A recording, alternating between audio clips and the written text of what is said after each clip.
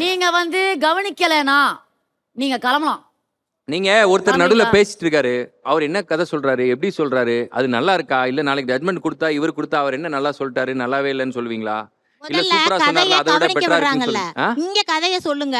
நான் அங்க போய் கதை சொல்றேன். அவங்க சொல்றதுக்கு எப்படி சொல்லிட்டு இருக்காங்க அதை கவனிக்க விடுங்கன்றேன். இவங்க எல்லாரும் சொல்றாங்க இங்கேயே கதைய சொல்லுங்கன்றாங்க. ஏன் போய் பேசுறீங்க? நான் தான் அதை சொல்லிட்டு இருந்தேன். என்ன நீங்க போய் பேசுறீங்க? எதுக்கு மைக்கு படிக்கிறீங்க? படிப்புக்கும் சிவிக் சென்ஸ்க்கும் நான் என்ன சொல்றேன், அவங்க சொல்ற கதையை கேட்க விடுங்க. அவங்க என்ன கதை சொல்றாங்கன்னு கேட்க விடுங்க. என்ன சொன்னாங்க? திவ்யா என்னாச்சு நீங்க சொல்லுங்க. ஆக்சுவலா சார் இங்க வந்துட்டு யாரு கதை சொல்லலாம், எப்படி ப்ளே பண்ணலாம், கிரியேட்டிவா ப்ளே பண்ணிட்டு இருந்தோம். கதை சொல்றதுக்கு இவங்களும் வாலண்டியர் பண்ணாங்க. நாங்க பிகாஸ் டீமா வரணும். இவங்க என்ன பண்ண போறாங்கன்னு தெரிஞ்சாதான் நாங்க ப்ளே அலாங் பண்ண முடியும். அது ஒரு டீம் ஒர்க். இவங்க என்னன்னு கேட்டா சொல்ல மாட்டேன். சரி வீகன்னா என்ன கேக்குறாங்க? கதை அங்க போய் என்ன கதை சொல்ல போறீங்க அதை டீம்ல சொல்லுங்க. அப்புறம் தான் நாங்க உங்களை அலோவ் பண்ண முடியும்ன்றாங்க.